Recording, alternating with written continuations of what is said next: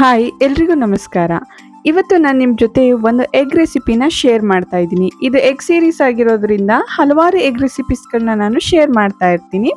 ಅದರಲ್ಲಿ ಇವತ್ತು ಒಂದು ಸ್ಪೆಷಲ್ ಆಗಿ ನಾನು ಒಂದು ಆನಿಯನ್ ಆಮ್ಲೆಟ್ನ ಮಾಡಿದ್ದೀನಿ. ಈ ಆನಿಯನ್ ಆಮ್ಲೆಟ್ ಬಂದು ಊಟಕ್ಕೆ ಅಥವಾ ಬ್ರೇಕ್ಫಾಸ್ಟಿಗೆ ಕೂಡ ತುಂಬ ಚೆನ್ನಾಗಿರುತ್ತೆ. ಹಾಗೆ ಲಂಚ್ ಬಾಕ್ಸಿಗೆ ಕೂಡ ಮಾಡ್ಕೊಬೋದು. ಸ್ಟ್ರೀಟ್ ಸ್ಟೈಲಲ್ಲಿ ಹೇಗೆ ಮಾಡ್ತಾರೆ ಅದೇ ರೀತಿ ಅದಕ್ಕಿಂತ ಹೆಚ್ಚು ರುಚಿಯಾಗಿ ಕೂಡ ಇರುತ್ತೆ. ಇದನ್ನು ಸಿಂಪಲ್ಲಾಗಿ ಮನೆಯಲ್ಲೇ ಹೇಗೆ ಮಾಡ್ಕೊಳ್ಳೋದು ಅಂತ ಹೇಳಿ ನೋಡೋಣ. ಮೊದಲನೇದಾಗಿ ನಾನಿಲ್ಲಿ ಒಂದು 2 ಈರುಳ್ಳಿನ, ಒಂದು ಮೀಡಿಯಂ ಸೈಜ್ 2 ಈರುಳ್ಳಿನ ಈ ರೀತಿ ಸಣ್ಣಗೆ ಕಟ್ ಮಾಡಿ ಹಾಕೊತಾ ಇದ್ದೀನಿ. ಅದ್ರ ಜೊತೆಗೆ ಸ್ವಲ್ಪ ಶುಂಠಿನೂ ಕೂಡ ಸಣ್ಣಗೆ ಹೆಚ್ಚಿ ಹಾಕೊತಾ ಇದ್ದೀನಿ. ನಾವು ಇದು ಮಾಡ್ತಕ್ಕಂಥ ರೆಗ್ಯುಲರ್ ಆಮ್ಲೆಟಿಗಿಂತ ಇದ್ರ ಟೇಸ್ಟ್ ಕೂಡ ತುಂಬ ಚೆನ್ನಾಗಿರುತ್ತೆ. ಹಾಗೆಯೇ ಇದ್ರ ಜೊತೆಗೆ ಸ್ವಲ್ಪ ಹಸಿರು ಮೆಣಸಿನ್ಕಾಯಿನ ಕೂಡ ಈ ರೀತಿ ಮಧ್ಯಕ್ಕೆ ಕಟ್ ಮಾಡಿ ಹಾಕೊತಾ ಇದ್ದೀನಿ. ಇದ್ರ ಜೊತೆಗೆ ಸ್ವಲ್ಪ ಕೊತ್ತಂಬರಿ ಸೊಪ್ಪನ್ನು ಕೂಡ ಹಾಕ್ಕೊತಾ ಇದ್ದೀನಿ. ಈ ರೀತಿ ಇಷ್ಟು ಮಸಾಲೆ ಹಾಕಾದ್ಮೇಲೆ ಇದಕ್ಕೆ ಸ್ವಲ್ಪ ಮಸಾಲೆ ಪೌಡರ್ಗಳನ್ನ ಹಾಕೊಳ್ಳೋಣ. ಅದಕ್ಕೆ ಅಂತ ಹೇಳಿ ನಾನಿಲ್ಲಿ ಒಂದು ಅರ್ಧ ಟೇಬಲ್ ಸ್ಪೂನಷ್ಟು ಖಾರದ ಪುಡಿನ ಹಾಕ್ಕೊತಾ ಇದ್ದೀನಿ. ಗ್ರೀನ್ ಚಿಲ್ಲಿನೂ ಯೂಸ್ ಮಾಡಿರೋದ್ರಿಂದ ಖಾರದ ಪುಡಿನ ಸ್ವಲ್ಪ ಕಡಿಮೆನೇ ಹಾಕ್ಕೊಳ್ಳಿ. ಹಾಗೆಯೇ ಇದ್ರ ಜೊತೆಗೆ ಒಂದು 1/4 ಟೇಬಲ್ ಸ್ಪೂನಷ್ಟು ಗರಂ ಮಸಾಲ, ಒಂದು 1/4 ಟೇಬಲ್ ಸ್ಪೂನಷ್ಟು ಅರಿಶಿನ ಪುಡಿನೂ ಕೂಡ ಸೇರಿಸ್ಕೊತಾ ಇದ್ದೀನಿ. ಇದ್ರ ಜೊತೆಗೆ ಒಂದು 1/4 ಟೇಬಲ್ ಸ್ಪೂನಷ್ಟು ಪೆಪ್ಪರ್ ಪೌಡರ್, ಮೆಣಸಿನ ಪುಡಿನೂ ಕೂಡ ಸೇರಿಸ್ಕೊಂಡು ರುಚಿಗೆ ಎಷ್ಟು ಬೇಕಷ್ಟು ಉಪ್ಪನ್ನು ಕೂಡ ಹಾಕ್ಕೊಂಡು ಈ ಮಸಾಲೆನ ಚೆನ್ನಾಗಿ ಮಿಕ್ಸ್ ಮಾಡ್ಕೊಬೇಕಾಗುತ್ತೆ.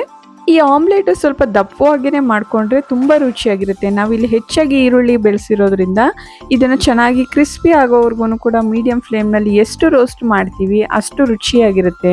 ಈ ರೀತಿ ಎಲ್ಲ ಮಸಾಲೆನೂ ಹಾಕಿ ಒಂದ್ಸಲ ಚೆನ್ನಾಗಿ ಮಿಕ್ಸ್ ಮಾಡಿಕೊಂಡು ಇದಕ್ಕೆ ನಾನಿಲ್ಲಿ ಮೊಟ್ಟೆನ ಹಾಕ್ಕೊತಾ ಇದ್ದೀನಿ. ನೀವು ಇದಕ್ಕೆ ಎಷ್ಟು ಬೇಕಷ್ಟು ಮೊಟ್ಟೆ ಹಾಕ್ಕೊಬೋದು. ಅಂದರೆ ಇಲ್ಲಿ ನಾನು 2 ಈರುಳ್ಳಿಗೆ ನಾನಿಲ್ಲಿ ಒಂದು 5ರಿಂದ 6 ಮೊಟ್ಟೆನ ಹಾಕ್ತಾ ಇದ್ದೀನಿ. ಅಷ್ಟು ಮೊಟ್ಟೆ ಇದಕ್ಕೆ ಪರ್ಫೆಕ್ಟ್ ಆಗುತ್ತೆ. ಈ ರೀತಿ ಮೊಟ್ಟೆ ಎಲ್ಲನೂ ಹಾಕಿ ಅದನ್ನು ಕೂಡ ಚೆನ್ನಾಗಿ ಮಿಕ್ಸ್ ಮಾಡ್ಕೊಬೇಕು.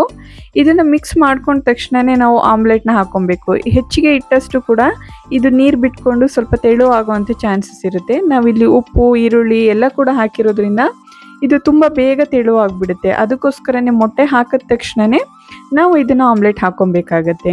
ನಾನಿಲ್ಲಿ ಒಂದು ತವ ಇಟ್ಕೊಂಡು ಅದಕ್ಕೆ ಸ್ವಲ್ಪ ಎಣ್ಣೆನ ಹಾಕಿ ಕ್ಲೀನಾಗಿ ಗ್ರೀಸ್ ಮಾಡಿ ಇಟ್ಕೊಂಡಿದ್ದೀನಿ.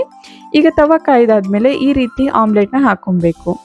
ಇದನ್ನು ಸ್ವಲ್ಪ ದಪ್ಪವಾಗಿಯೇ ಹಾಕ್ಕೊಳ್ಳಿ, ತುಂಬ ತೆಳುವಾಗಿ ಹಾಕ್ಕೊಬೇಡಿ. ಈ ರೀತಿ ಆಮ್ಲೆಟ್ ಹಾಕ್ಕೊಂಡಾದ್ಮೇಲೆ ಇದಕ್ಕೆ ಮೇಲ್ಗಡೆ ಸ್ವಲ್ಪ ಎಣ್ಣೆನ ಹಾಕ್ಕೊಳ್ಳಿ. ಈ ರೀತಿ ಎಣ್ಣೆ ಹಾಕ್ಕೊಂಡಾದ್ಮೇಲೆ ಒಂದು 3ರಿಂದ 4 ನಿಮಿಷನಾದರೂ ಒಂದು ಸೈಡು ಬೇಯೋದಕ್ಕೆ ಬಿಡಬೇಕು.